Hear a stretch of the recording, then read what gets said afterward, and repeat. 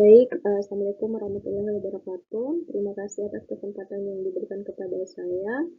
Yang terhormat, selaku dosen pengampu, Dr. Darmawang MKes, di MK mata kuliah Filsafat Pendidikan Vokasi, dan yang terhormat teman-teman seangkatan di program S3 jurusan Pendidikan Vokasi Keteknikan di Universitas Negeri Makassar.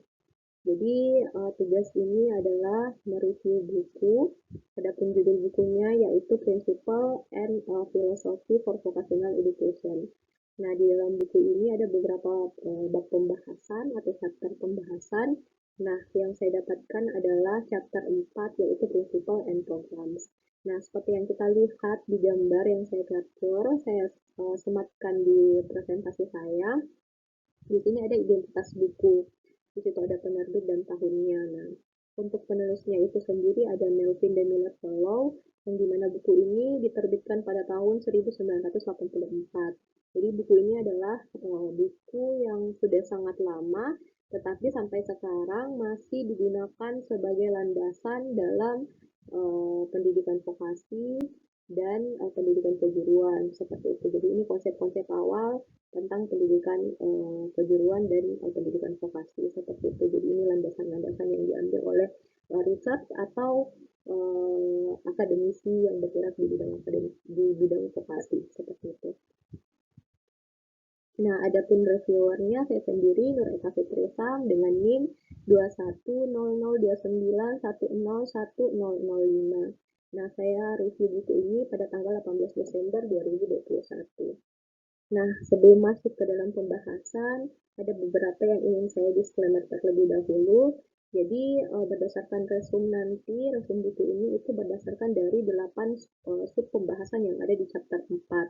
Nah, kemudian besar harapan saya bahwa tugas ini dapat mempermudah pembaca dalam memahami inti dari buku Principle and Philosophy for Vocational Education Chapter 4 Principle and Programs. Jadi di dalam buku ini itu dia menggunakan bahasa Inggris.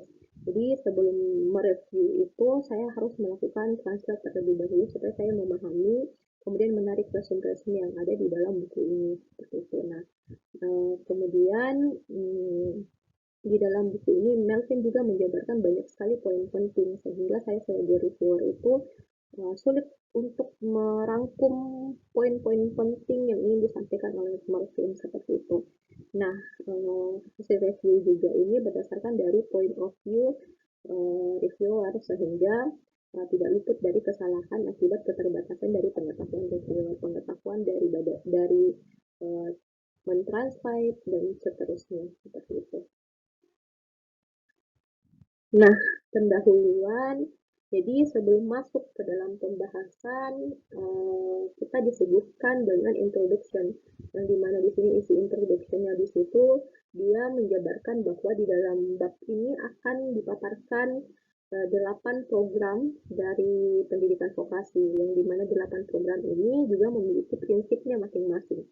Yang dimana prinsip artiannya di sini itu karakteristik ataupun kata kunci yang ada di program-program ini seperti itu. Nah, kemudian meskipun prinsip ini mewakili praktik yang disukai dalam pendidikan kejuruan yang menekankan instruksi, mereka juga tentu saja melibatkan orang dan proses. Nah, adapun program dari pendidikan vokasi itu yang pertama ada pendidikan karir, kemudian yang kedua ada komprehensif, kemudian yang ketiga ada kurikulum, kemudian yang keempat ada keluarga pekerjaan, kemudian yang kelima ada inovasi, yang keenam ada entry pekerjaan, yang ketujuh keamanan, yang kedelapan pengalaman kerja yang diawasi.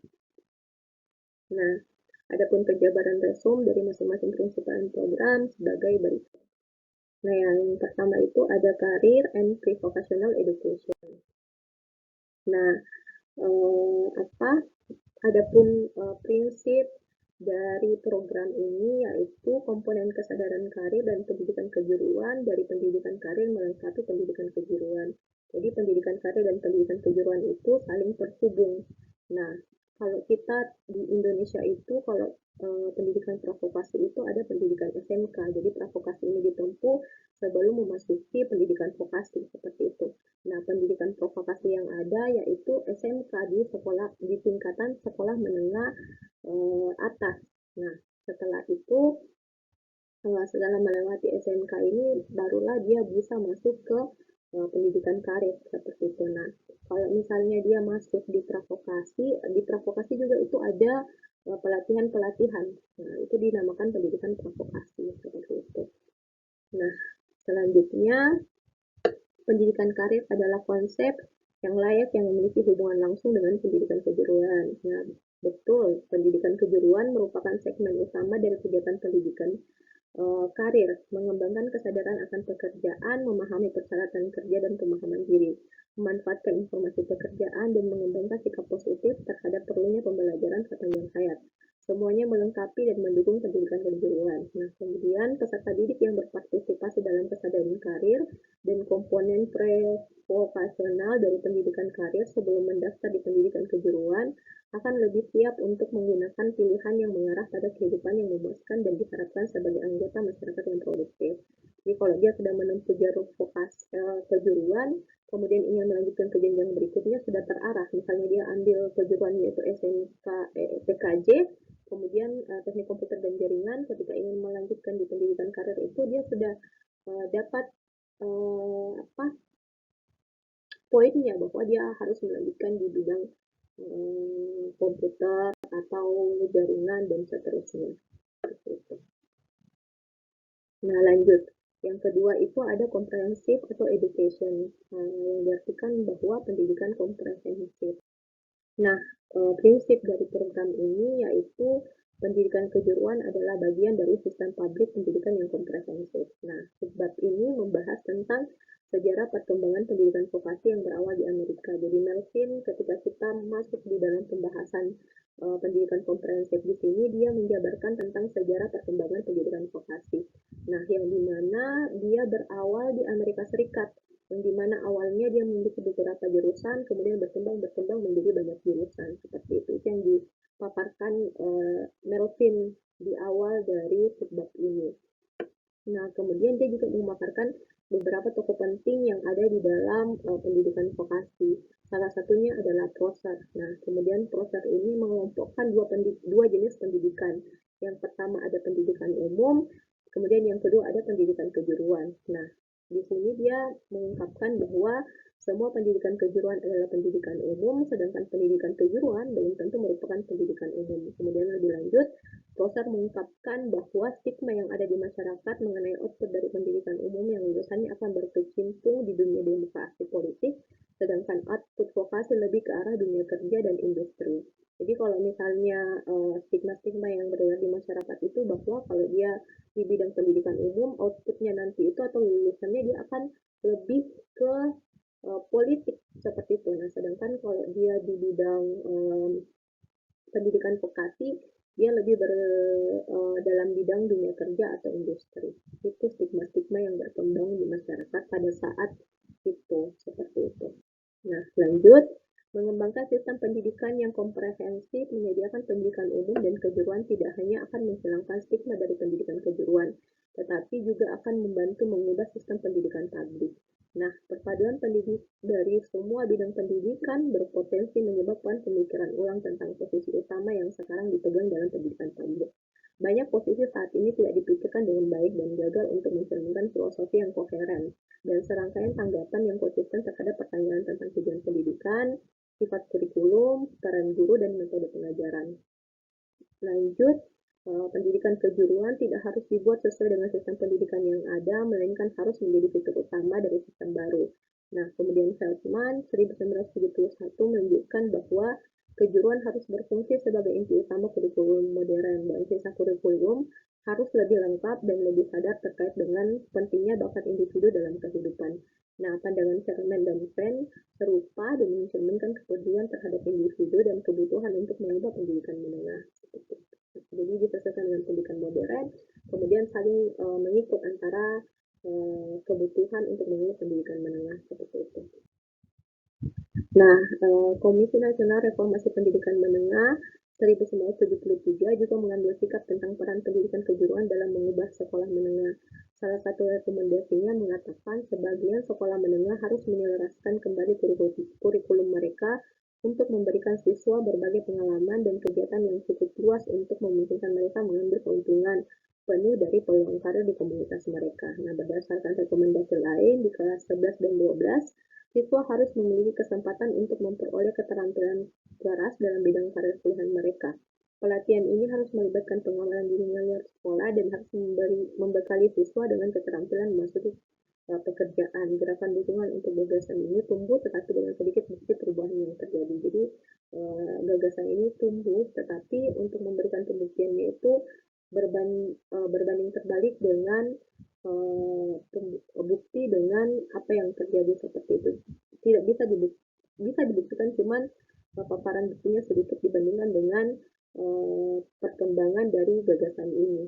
Nah, kemudian rekomendasi untuk pendidikan karir dalam kurikulum, laporan komisi mendorong para pendidik untuk menerima kenyataan bahwa cepat atau lambat hampir setiap siswa harus bekerja. Komisi mengakui bahwa ada kebutuhan untuk memahami bahwa tukang kayu masa depan sama pentingnya dengan guru masa depan.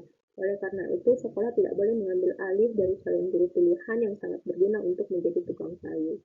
Jadi, stigma-stigma seperti ini dipelintirkan seperti apa yang saya sebutkan tadi, jadi melibatkan antara guru dengan seorang tukang kayu.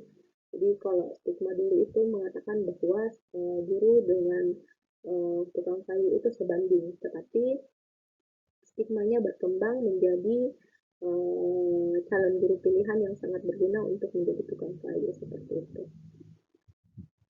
Nah, lanjut, jelas bahwa komisi bermaksud untuk mereformasi pendidikan menengah untuk memasukkan apa yang mereka sebut pendidikan karir dan satu program komprehensif.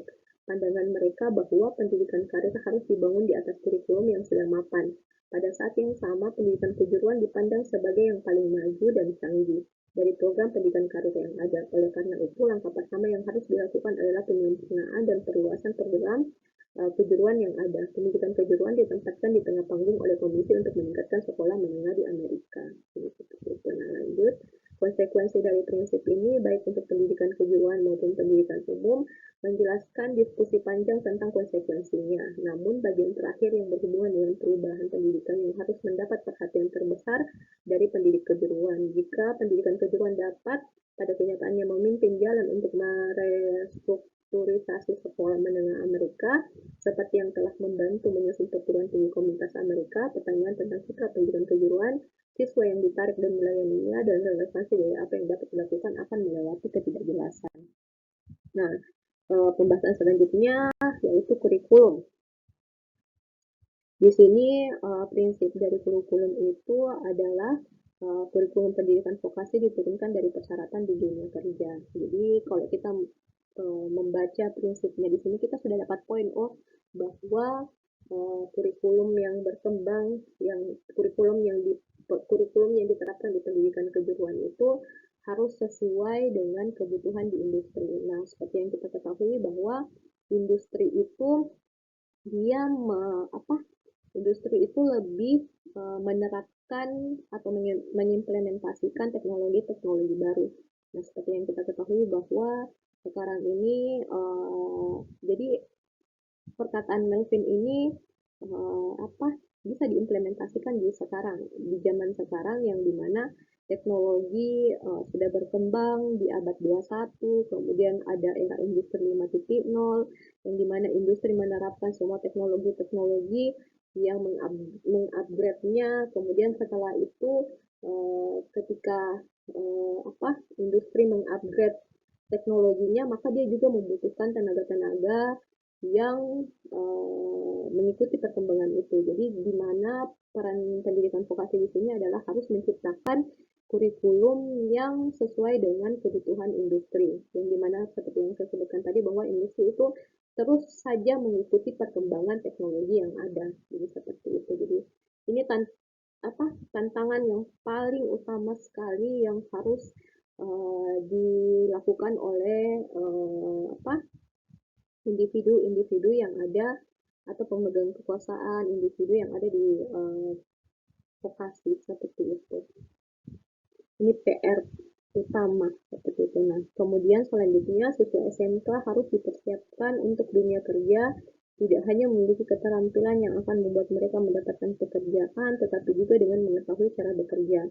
Mereka perlu tahu bagaimana melamar pekerjaan, bagaimana menjadi pekerja yang dapat diandalkan, bagaimana bergaul dalam pekerjaan, bagaimana memberikan yang terbaik untuk pekerjaan mereka, dan bagaimana tumbuh dalam pekerjaan mereka dengan mengembangkan keterampilan dan kemampuan pribadi. Selanjutnya, kurikulum pendidikan kejuruan dan ketenagakerjaan berjalan beriringan. Kesempatan kerja saat ini dan masa depan harus dipertimbangkan oleh perencana kurikulum. Nah, ini seperti yang saya sebutkan di awal. Kemudian lebih khusus, Taylor 1979 menunjukkan bahwa studi tentang pekerjaan tertentu adalah sumber daya yang paling berguna dalam merencanakan kurikulum kejuruan. Selanjutnya, mengidentifikasi kebutuhan tenaga kerja harus menjadi usaha kooperatif. Pemimpin industri tahu di mana kesenjangan saat ini dan saat ini ada dan tahu tentang sifat pekerjaan yang muncul. Nah, selanjutnya revolusi teknologi belum berakhir. Itu adalah fakta kehidupan sehari-hari. Pekerjaan tambahan atau modifikasi terus-menerus membutuhkan karyawan yang awalnya dilatih atau dilatih ulang. Akibatnya, kurikulum kejuruan harus disesuaikan untuk mencerminkan kebutuhan dan perubahan angkatan kerja. Nah, ini seperti yang saya sebutkan tadi, bahwa angkatan kerja itu harus mengikuti revolusi teknologi. Jadi revolusi teknologi sampai saat ini itu terus berkembang, tidak ada berhentinya. Maka kurikulum juga harus mengikuti perkembangan itu. Seperti itu. Nah, selanjutnya ketenaga kerjaan dan pekerjaan adalah salah satu tujuan siswa yang mendaftar di pendidikan kejuruan. Allen 1974 menunjukkan bahwa tanggung jawab guru kejuruan sepenuhnya dilepaskan hanya jika setiap siswa telah memperoleh keterampilan dan pengetahuan yang dibutuhkan oleh suatu pekerjaan dan dapat menghubungkan upaya kerja dengan kebutuhan pribadi dan kebutuhan masyarakat. Pada titik ini, tujuan individu terpenuhi dan ada kesesuaian tujuan pribadi dengan tujuan orang lain dalam masyarakat dan bangsa. Jadi konsep yang dikatakan oleh Allen di sini bahwa guru tidak boleh melepas guru yang ada di kejuruan itu tidak boleh melepas siswanya ketika dia belum menguasai pengetahuan dan keterampilan. Nah, seperti yang ada di lingkungan kita, banyak sekali oknum yang ketika dilakukannya asesmen, jadi asesmen ini dilakukan untuk mengukur sampai di mana kemampuan dan pengetahuan dari siswa. Nah, ketika dilakukannya asesmen, siswa ini dipaksa untuk memenuhi dari asesmen tersebut. Padahal dia belum memenuhi kriteria pengetahuan dan keterampilan sesuai dengan hasil asesmennya.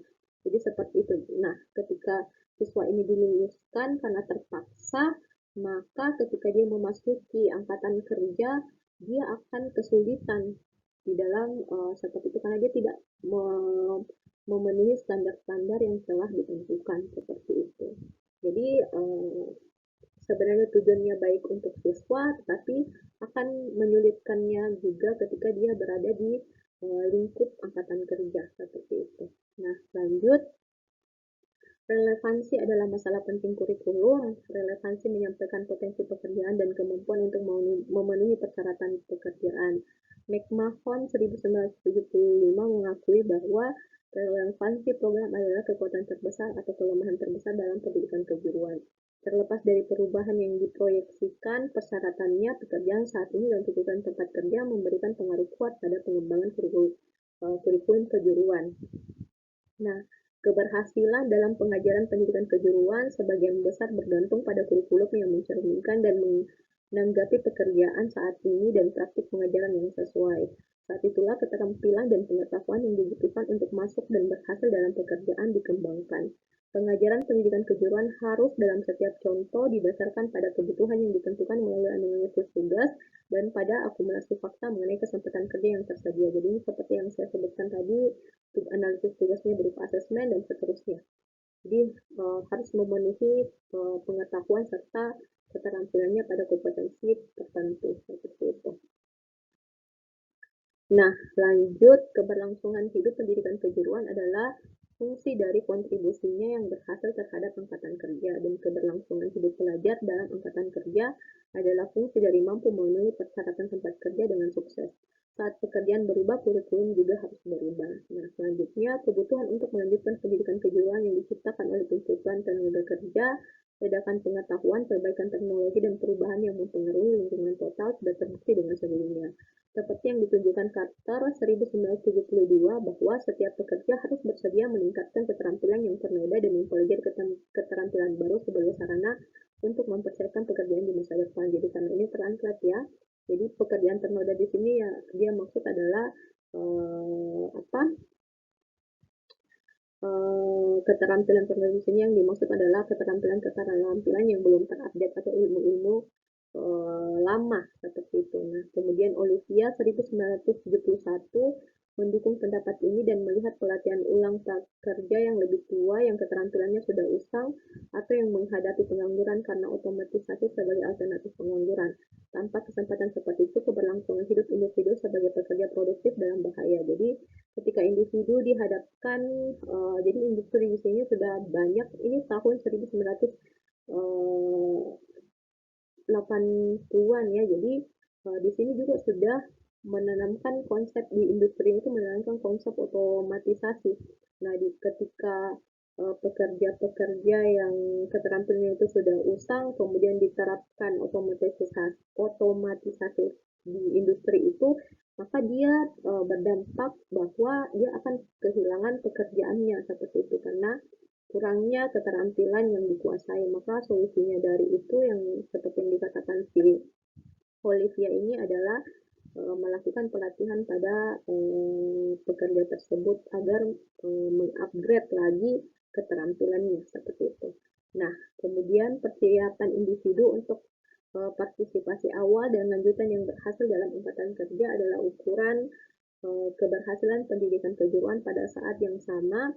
Kurikulum pendidikan kejuruan adalah cermin dari keberhasilan itu. Untuk memenuhi tuntutan tersebut, kurikulum pendidikan vokasi harus diturunkan dari persyaratan dunia kerja. Ini tadi yang saya sebutkan bahwa industri terus berkembang, teknologi terus berkembang, industri menerapkan teknologi yang up to date sehingga dia juga membutuhkan tenaga kerja yang up to date.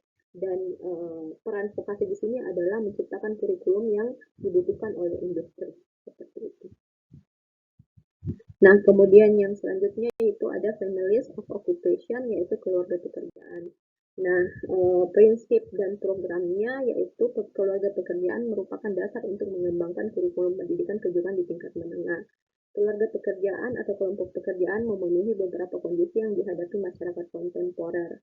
Kemudian Mealy menggambarkan ini sebagai yang pertama peningkatan mobilitas geografis, kebutuhan untuk memiliki potensi mobilitas yang efektif dalam suatu industri, adaptif terhadap perubahan teknologi, dan kompleksitas yang terkait dengan pemilihan pekerjaan hidup seseorang. Kemudian Thomson 1973 menggambarkan bahwa kekuatan pendekatan klaster sebagai mengatasi dua masalah utama yang dihadapi oleh pendidikan kejuruan. Jadi di dalam subbab ini Malvan memberikan dua poin penting yang sering dihadapi, permasalahan yang sering dihadapi di pendidikan vokasi. Yang pertama, apakah siswa harus menguasai, jadi di sini keluarga pekerjaan maksudnya ini di sini bidang ilmu atau rumpun ilmu yang ingin dikuasai. Nah, contohnya saya berikan contoh di kalau di Indonesia itu ada di SMK ada jurusan TKJ atau teknik komputer dan jaringan, yang dimana TKJ ini membahas tentang kompetensi-kompetensi yang harus dikuasai siswa itu ada jaringan, ada telekomunikasi, ada perangkat keras, dan seterusnya. Nah, ini adalah bidang-bidang ilmu.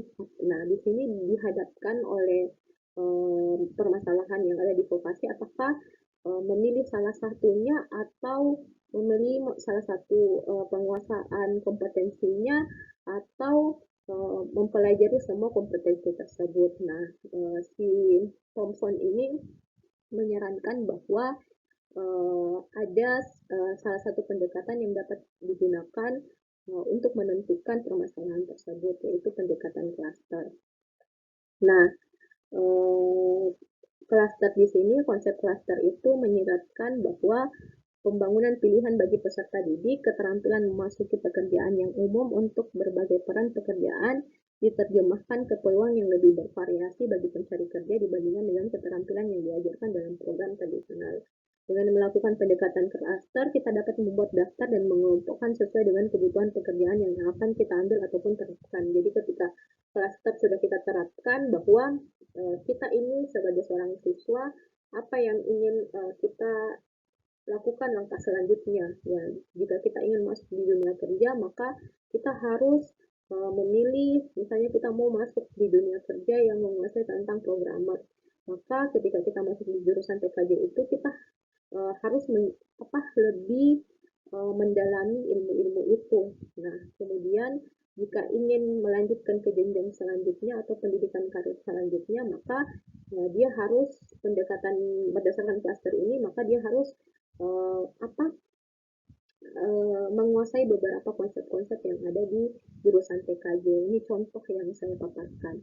Nah, setelah mengelompokkan sesuai dengan klaster yang sudah ditentukan seperti usia, kepentingan, kemudian kebutuhan pekerjaan, dan lain-lain. Langkah selanjutnya memilah-milah klaster tersebut ke dalam keperluan sekunder dan pasca sekunder. Nah, ini tadi yang saya sebutkan.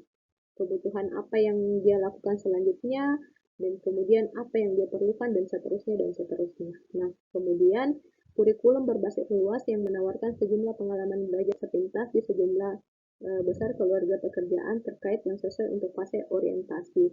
Nah, itu tadi yang saya sebutkan bahwa keluarga pekerjaan di sini adalah kompetensi yang ingin dia kuasai seperti itu.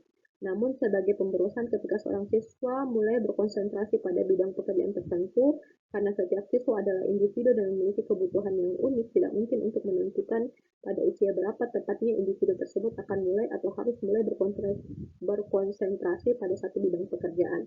Fleksibilitas dalam pola kurikuler sangat dibutuhkan. Nah, menjaga opsi tetap terbuka, tetap sebagai model untuk melayani peserta didik melalui pendidikan kejuruan. Kurikulum kejuruan menengah berdasarkan keluarga pekerjaan adalah cara untuk memperluas pilihan bagi pekerja, bagi pelajar. Jadi seperti itu tadi yang saya sebutkan bahwa keluarga pekerjaan yang di sini dimaksud adalah kompetensi yang akan kita kuasai. Jadi kemudian untuk menentukan apa yang harus kita pilih antara menguasai satu saja kompetensi atau menguasai beberapa kompetensi. Nah, untuk menentukan ini kita harus melakukan pendekatan klaster. Klaster ini adalah mengelompokkan mana yang penting dan mana yang tidak, seperti tadi menentukan keperluan sekunder dan pasca sekunder. Seperti itu. Kemudian setelah menentukan itu kita bisa mengambil kesimpulan bahwa apa yang ingin kita tempuh seperti itu. Kemudian selanjutnya itu program selanjutnya ada inovasi. Nah, untuk prinsip dari inovasi ini ditekankan sebagai bagian dari pendidikan kejuruan. Pendidikan kejuruan dipandang sebagai cara untuk mendorong perubahan masyarakat dan dengan demikian sebagai instrumen untuk inovasi dalam masyarakat. Nah, Laura Drake-Gill juga berbicara kepada Komisi Bantuan Nasional untuk Pendidikan Kejuruan dan berbicara tentang perubahan yang dia lihat penting bagi masyarakat. Satu adalah jaminan bahwa setiap wanita dapat memperoleh kebebasan berekspresi dengan cara. Kemudian dua, jaminan keadilan mutlak dalam penghargaan untuk pekerjaan mereka. Kemudian ketiga, bahwa jaminan rasa hormat akan datang kepadanya hanya dalam proporsi ketika dia memberikan kontribusi yang tulus untuk pekerjaan. Nah, kemudian selanjutnya Gill mencari ketiga hasil ini dari pendidikan kejuruan. Dalam menjelaskan tugas komisi tersebut, GM lebih lanjut menyatakan bahwa komisi sebelumnya merupakan salah satu masalah yang paling mendesak yang dihadapi bangsa saat ini. Dia merasa hal tersebut memiliki hubungan langsung dengan bangsa, kebahagiaan masa depan, dan kemakmuran Amerika. Pengenalan pendidikan vokasi ke sekolah-sekolah kemudian menjadi jalan dua arah untuk memperkenalkan perubahan baik di sekolah maupun masyarakat.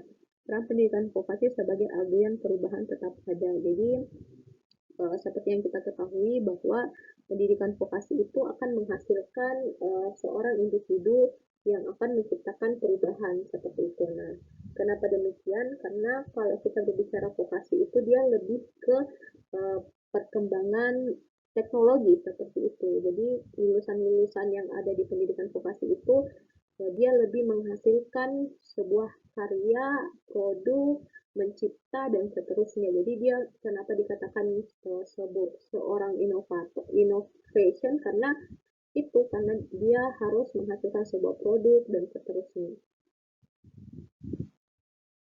Nah, pendidikan kejuruan tidak terlepas dari masyarakat yang dilayaninya. Pendidikan vokasi harus beradaptasi dengan perubahan yang terjadi di masyarakat. Jadi, pendidikan kejuruan gagal mempertahankan hubungan yang berkelanjutan dengan masyarakat. Siswa yang menyelesaikan program kejuruan akan menemukan bahwa mereka tidak cukup siap untuk peran produktif yang ada. Nah, perubahan adalah suatu kepastian dan pendidik kejuruan dapat mengandalkannya. Tekanan untuk perubahan konstan dan setiap unit pendidikan di tingkat lokal. Negara bagian dan universitas harus menyusun prosedur untuk tinjauan sistematis ide-ide inovatif. Nah, administrator adalah figur sentral dalam adaptasi inovasi. Tanpa dorongan, dukungan, dan sumber daya, bahkan perilaku adaptif dan inovatif yang paling tidak signifikan pun tidak mungkin terjadi. Orang membutuhkan dukungan untuk berubah, bahkan mengambil resiko, membutuhkan pengetahuan bahwa ada dukungan untuk perilaku inovatif sebelum mereka memberikan banyak waktu atau perhatian pada arah dan alternatif baru.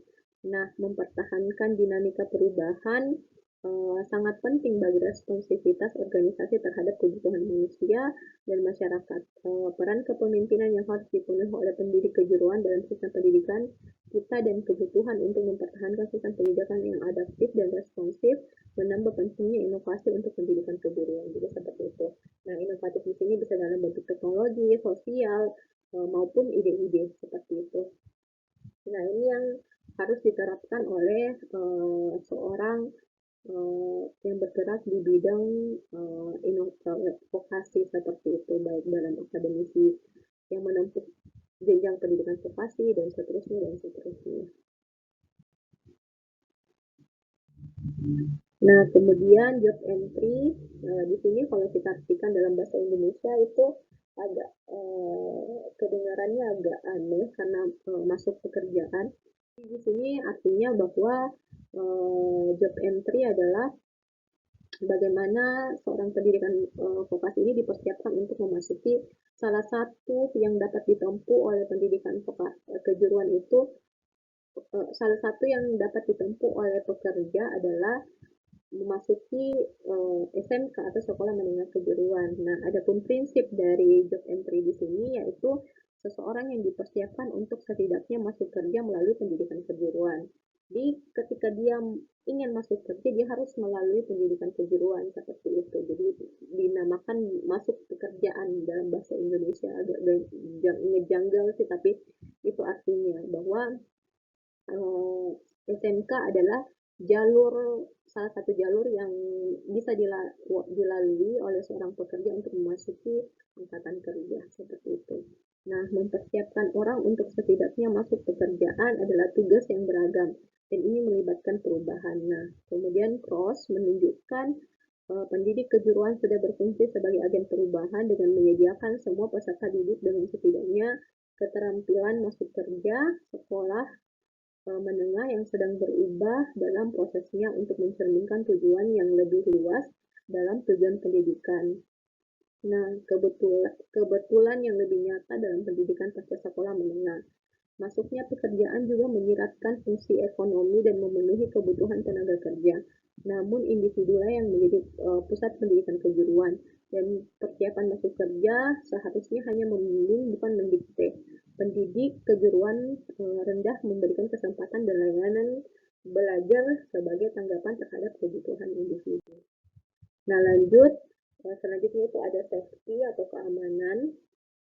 Nah, prinsip dari program ini yaitu keselamatan adalah yang terpenting dari pendidikan kejuruan. Jadi ketika kita menempuh jalur pendidikan kejuruan itu, di dalam kurikulumnya harus menautkan pembelajaran atau mata pelajaran tentang K3 atau keselamatan kerja. Nah, yang dimana keselamatan kerja ini atau pengetahuan tentang keselamatan kerja ini dapat diimplementasikan ketika dia sudah memasuki angkatan kerja seperti itu. Nah, ketika dia sudah mendapatkan pengetahuan di awal, kemudian ketika dia diterapkan akan meminimalisasi dampak cedera yang biasanya terjadi di dunia kerja seperti itu. Nah, pengalaman dalam pencegahan kecelakaan secara meyakinkan menunjukkan dua hal. Pertama, 3/4 dari semua kematian dan cedera serius di industri dapat dicegah. Nah, kedua, dalam hal industri yang melakukan pekerjaan keselamatan paling efisien. 2/3 dari pekerjaan keselamatan telah dicapai melalui organisasi dan pendidikan. Keselamatan ini didapatkan dari organisasi dan pendidikan. Salah satunya adalah pendidikan kejuruan.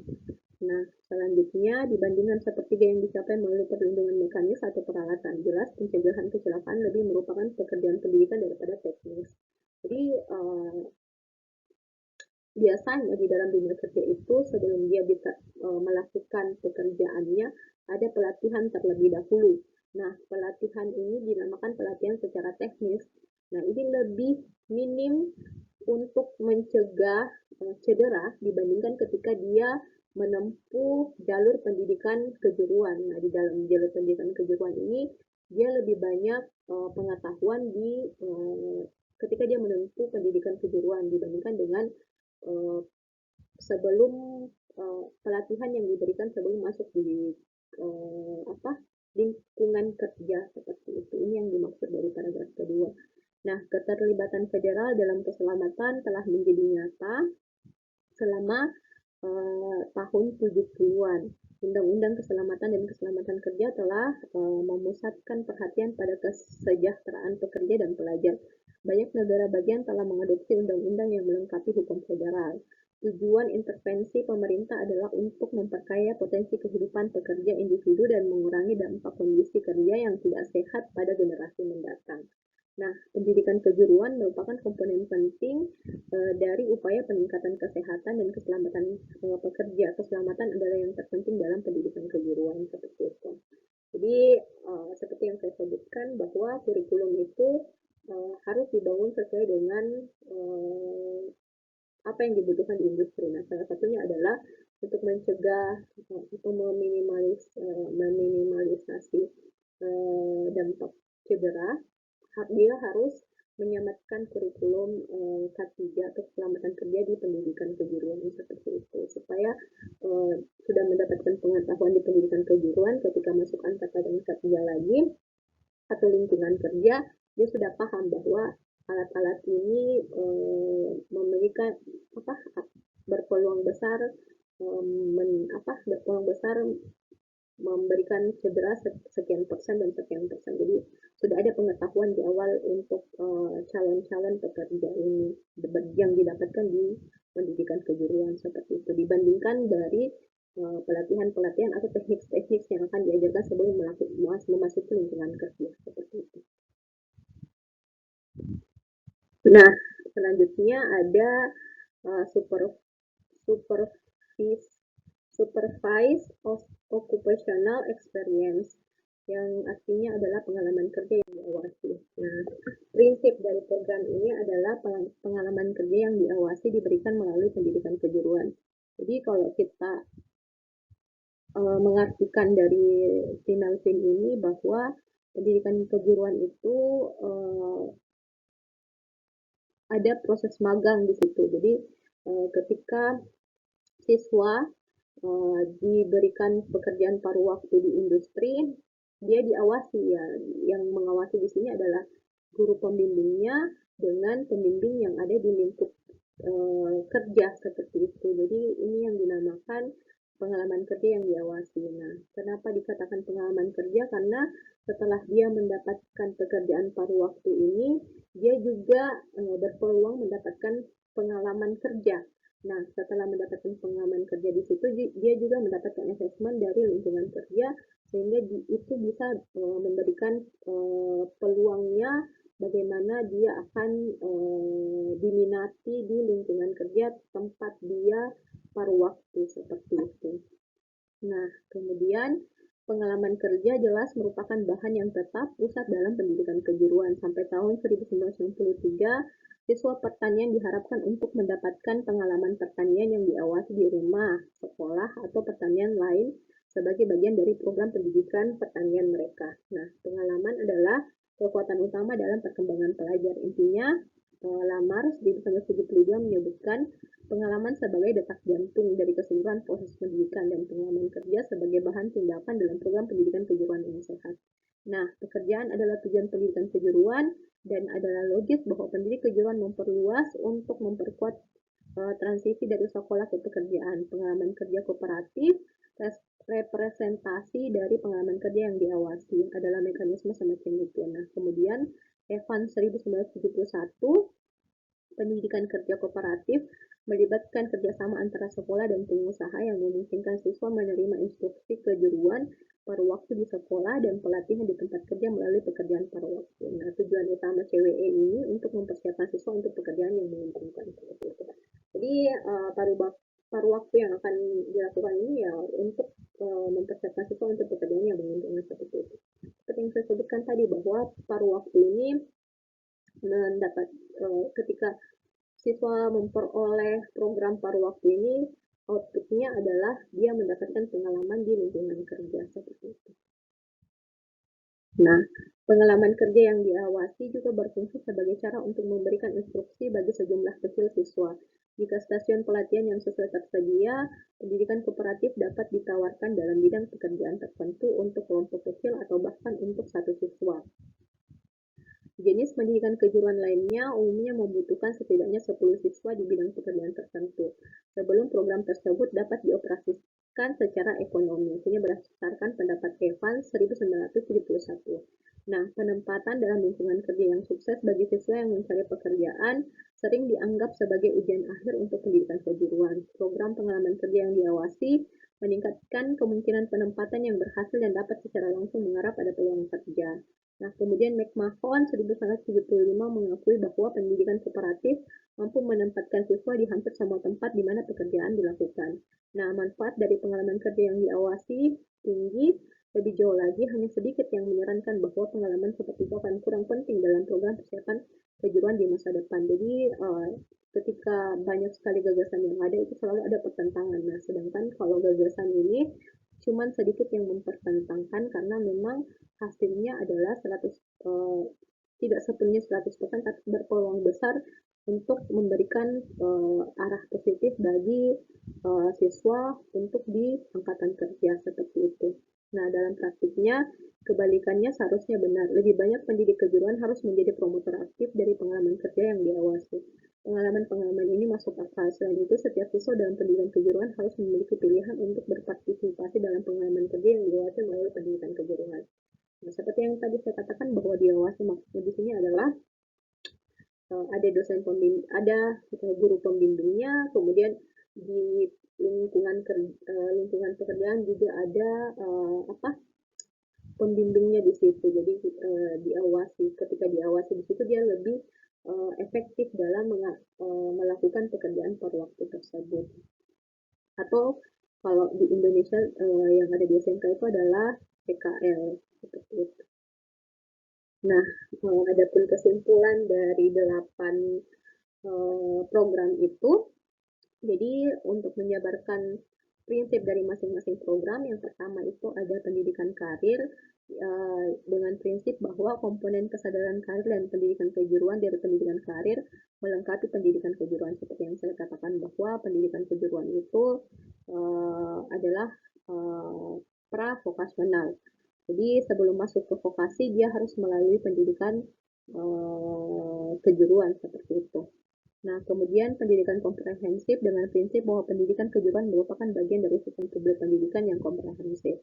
Nah, kemudian yang ketiga, kurikulum dengan prinsip bahwa kurikulum pendidikan vokasi diturunkan dari persyaratan dunia kerja. Jadi, seperti yang kita ketahui bahwa dunia kerja itu selalu mengikuti perkembangan teknologi. Jadi, untuk kurikulumnya juga harus menyesuaikan dengan kebutuhan industri. Seperti itu. Jadi, harus ada upgrade kurikulum ketika terjadinya perubahan teknologi atau perkembangan teknologi. Nah, kemudian keluarga pekerjaan dengan prinsip bahwa keluarga pekerjaan merupakan dasar untuk mengembangkan kurikulum pendidikan kejuruan di tingkat menengah. Jadi di sini keluarga pekerjaan adalah yang dimaksud bukan keluarga pada umumnya, tapi keluarga pekerjaan di sini yang dimaksud adalah bidang kompetensi yang dikuasai oleh siswa. Nah, seperti saya sebutkan tadi bahwa salah satu contohnya di SMK itu ada jurusan TKJ. TKJ itu banyak sekali bidang-bidang kompetensi yang harus dikuasai, yaitu komputer, perangkat keras, ada program, ada jaringan, dan seterusnya. Nah, itu yang dimaksud di sini keluarga pekerjaan. Apakah dia hanya menguasai satu bidang saja atau menguasai semua bidang, seperti itu. Nah, kemudian inovasi dengan prinsip bahwa inovasi ditekankan sebagai bagian dari pendidikan kejuruan. Jadi, output dari seorang individu yang dihasilkan dari pendidikan kejuruan adalah menghasilkan sebuah produk, ide-ide, gagasan, dan seterusnya. Nah, ketika gagasan itu sudah muncul, bisa gagasan yang dari pembaharuan atau inovasi, dan seterusnya. Jadi ini adalah bentukan dari pendidikan kejuruan. Jadi pendidikan kejuruan itu menghasilkan seorang individu yang membawa suatu perubahan atau yang biasa disebut agen perubahan. Nah, selanjutnya masuk pekerjaan dengan prinsip bahwa seseorang dipersiapkan untuk setidaknya masuk kerja melalui pendidikan kejuruan. Jadi salah satu jalur yang bisa didapatkan oleh seorang yang ingin bekerja adalah melalui jalur sekolah kejuruan atau pendidikan kejuruan.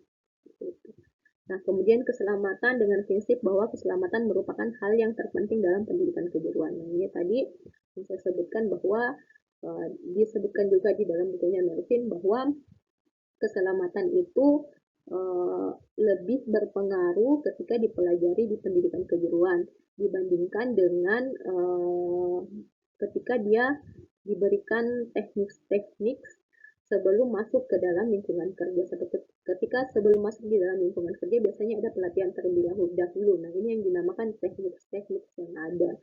Jadi untuk peran terbesar yang mengurangkan cedera itu di pengetahuan yang didapatkan di sekolah menengah kejuruan seperti itu. Nah, kemudian pengalaman kerja dengan kerja yang diawasi diberikan melalui pendidikan kerja. Nah, ini pengalaman kerja yang diawasi maksudnya adalah seperti yang saya sebutkan bahwa adanya pengawasan kooperatif antara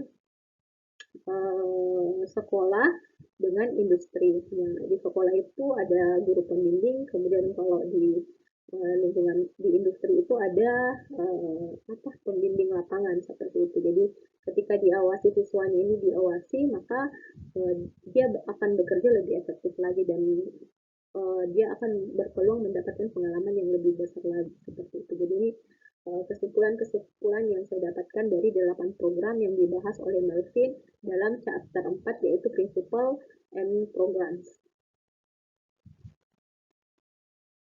Jadi terima kasih atas kesempatannya. Saya diberikan kesempatan untuk memaparkan hasil dari resume buku yang saya lakukan. Demikian, Assalamualaikum warahmatullahi wabarakatuh.